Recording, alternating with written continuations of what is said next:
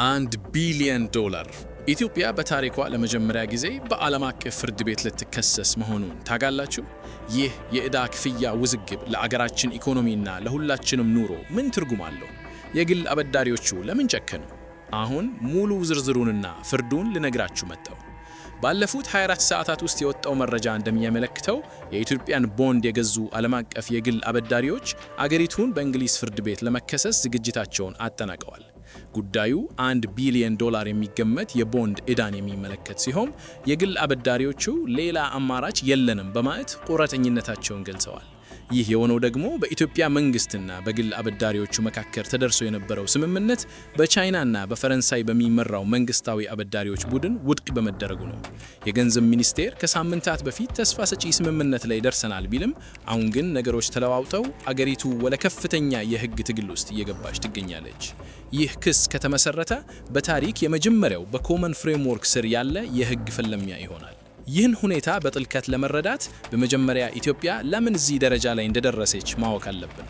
በ2022 ዓ.ም በሰሜኑ የአገሪቱ ክፍል በነበረው ጦርነት ወቅት የኢትዮጵያ ቦንድ ዋጋ በዓለም ገበያ በከፍተኛ ሁኔታ ቀንሶ ነበር። በወቅቱ $1 የሚገመተው ቦንድ በ50 ሳንቲም ብቻ ይሸጥ ነበር። ነገር ግን አሁን ጦርነቱ ቆሞ አገሪቱ ወደ ማጋገም ስትመለስና የወርቅ እንዲሁም ቡና ወጪ ንግድ ኤክስፖርት እያደገ ሲመጣ የቦንዱ ዋጋ ወደ 105 ሳንቲም ከፍ ብሏል። ይህ ማለት አበዳሪዎቹ ኢትዮጵያ አሁን መክፈል ትችላለች የሚል እምነት እንዲያሳድሩ አድርጓቸዋል። ኢትዮጵያ የጂ20 ኮመን ፍሬምወርክ በሚባለው አሰራር ዕዳዋን ለመቀነስ ስትሞክር ቆይታለች። የአሰራር የተዘረጋው እንደ ኢትዮጵያ ያሉ ታዳጊ ሀገራት ከኮቪድ-19 በኋላ የገጠማቸውን የዕዳ ጫና እንዲቀነስ ለማገዝ ነበር። ነገር ግን ይህ ሂደት እንደ ዛምቢያና ጋና ባሉ ሀገራት ላይም ታይቶ እንደነበረው እጅግ በጣም ዘገምተኛና አድካሚ ሆኗል። ቻይና እና የፓሪስ ክለብ አባላት የሆኑት አበዳሪዎች ለኢትዮጵያ ከ3.5 ቢሊዮን ዶላር በላይ የዕዳው ፎይታ ቢሰጡም ከግል አበዳሪዎች ጋር የተደረገውን ስምምነት ግን ፍትሐዊ አይደለም በሚል ውድቅ አድርገውታል። አሁን ወደ ዋናው የውዝግብ ነጥቦች እንለፍ። ጉዳዩን በአራት ዋና ዋና ነጥቦች መከፋፈል እንችላለን። የመጀመሪያው ነጥብ ስምምነቱ ምን ነበር? ኢትዮጵያና የግል አበዳሪዎቹ 1 ቢሊዮን ዶላር የነበረውን ዕዳ ወደ 850 ሚሊዮን ዶላር ዝቅ ለማድረግ ተስማምቶ ነበር። ይህም ማለት 15 በመቶ የሚሆነውን ዕዳ አበዳሪዎቹ ይቅር ለማለት ሄርከት ተስማምቶ ነበር ማለት ነው። ይህ ስምምነት አገሪቱ እስከ 2019 ድረስ እንድትተነፈስ እድል ይሰጣት ነበር። ሁለተኛው ነጥብ የቫልዩ ሪከቨሪ ውዝግብ። በጣም የሚያስገርመው ነጥብ እዚህ ጋር ነው። አበዳሪዎቹ ኢትዮጵያ ወደፊት በኤክስፖርት የምታገኘው ገቢ ከጨመረ የእኛም ክፍያ ይጨምራል የሚል ቅድመ ሁኔታ አስቀምጠው ነበር። ለምሳሌ ከ2028 እስከ 2037 ባሉት ዓመታት የኢትዮጵያ ገቢ ከታቀደው በላይ ቢሆን አበዳሪዎቹ ተጨማሪ 2.5 በመቶ ክፍያ ያገኛሉ። መንግስታዊ አበዳሪዎቹ በተለይ ቻይና እና ፈረንሳይ ግን ይህ ስምምነት ለግል አበዳሪዎች ከልክ በላይ ይጠቅማል በማለት ተቃውመውታል። የሶስተኛው ነጥብ የአበዳሪዎቹ ቁጣ። እንደ ቪአር ካፒታል እና ፋራሎን ያሉ ትልልቅ ኩባንያዎች መንግስታዊ አበዳሪዎች በምክንያት ሳይሆን በጭፍን ስምምነቱን አግደውብናል በማለት ቅሬታቸውን ገልጸዋል። ለ3 ዓመታት በትዕግስት እንደጠበቁ እና አሁን ግን በእንግሊዝ ፍርድ ቤት ክስ ከመመስረት ውጪ አማራጭ እንደሌላቸው በይፋ ተናግረዋል። አራተኛው ነጥብ የህግ ትግሉ ሂደት። ክሱ ከተመሰረተ ጉዳዩ ለወራት በፍርድ ቤት ሊቆይ ይችላል። ይህ ማለት ኢትዮጵያ የውጭ ዕዳዋን ሳትከፍል ባለችበት ሁኔታ ለረጅም ጊዜ ትቆያለች ማለት ነው። ይህም በአገሪቱ የብድር ታሪክ ላይ ጥቁር ነጠብጣብ ሊጥል ይችላል። ይህ ጉዳይ ለሁላችንም ምን ማለት ነው? በቀጥታም ይሁን በተዘዋዋሪ ሁላችንንም ይነካል። ለቢዝነስ ማህበረሰቡ አገር በዓለም አቀፍ ደረጃ ስትከሰስ የውጭ ኢንቨስተሮች ገንዘባቸውን ይዘው ወደ አገር ውስጥ ለመግባት ይፈራሉ። ይህ ደግሞ አዳዲስ ስራዎችን የመፍጠር ዕድልን ያጠባል።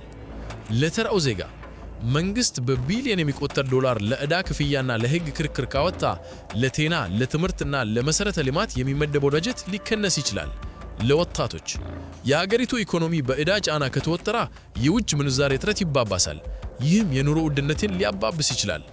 አንድ አነስተኛ ነጋዴ ከሆናችሁ ይህ አለመረጋጋት የዕቃ ዋጋ ላይ ተጽዕኖ ማሳረፉ አይቀርም። ወደፊት ምን ይጠበቃል? ሁኔታው አሳሳቢ ቢሆንም ገና ያልተዘጉ በሮች አሉ። አበዳሪዎቹ ክስ እንደሚመሰርቱ ቢዝቱም አሁንም ከኢትዮጵያ መንግስት ጋር ለመነጋገር ዝግጁ መሆናቸውን ጠቁመዋል። ነገር ግን ክሱ ከቀጠለ የሚከተሉት አደጋዎች ሊመቱ ይችላሉ። 1. የኢትዮጵያ የብድር ደረጃ ክሬዲት ሬቲንግ የበለጠ ሊቀነስ ይችላል። 2 ከአይኤምኤፍ እና ከዓለም ባንክ የሚገኘው ድጋፍ ላይ ተጽዕኖ ማሳደር ይችላል። ሌሎች አገራትም ተመሳሳይ ችግር ሲገጠማቸው አበዳሪዎች የበለጠ እንዲጨክኑ ምሳሌ ሊሆን ይችላል። በተቃራኒው ደግሞ መንግስታዊ አበዳሪዎቹ ቻይና፣ ፈረንሳይ የተሻለ ስምምነት እንዲመጣ ጫና እያደረጉ ነው የሚሉ ወገኖችም አሉ። ዓላማቸው ኢትዮጵያ ለግል አበዳሪዎች መክፈል ከምትችለው በላይ እንዳትከፍል መጠበቅ ነው ይላሉ። እኛ ኢትዮጵያውያን ዕዳን እንደ ኩራት አንቆጥረውም። የአበደረህን አትበድል የሚል ባህል ያለን ህዝቦች ነን።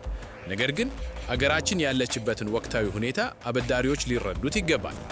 አስቡት፣ ከአንድ አስቸጋሪ ጦርነት ወጥተን ገና ኢኮኖሚያችንን ለመገንባት እየጣርን ባለበት ወቅት እንዲህ ያሉ የቢሊዮን ዶላር ክሶች መምጣታቸው ትልቅ ፈተና ነው።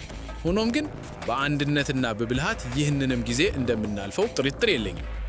እንደ ዘገባለሁ 1 ቢሊዮን ዶላር፣ 15 በመቶ የዕዳ ቅናሽ እና እንግሊዝ ፍርድ ቤት፣ እነዚህ በሚቀጥሉት ሳምንታት የምንሰማቸው ቃላት ናቸው።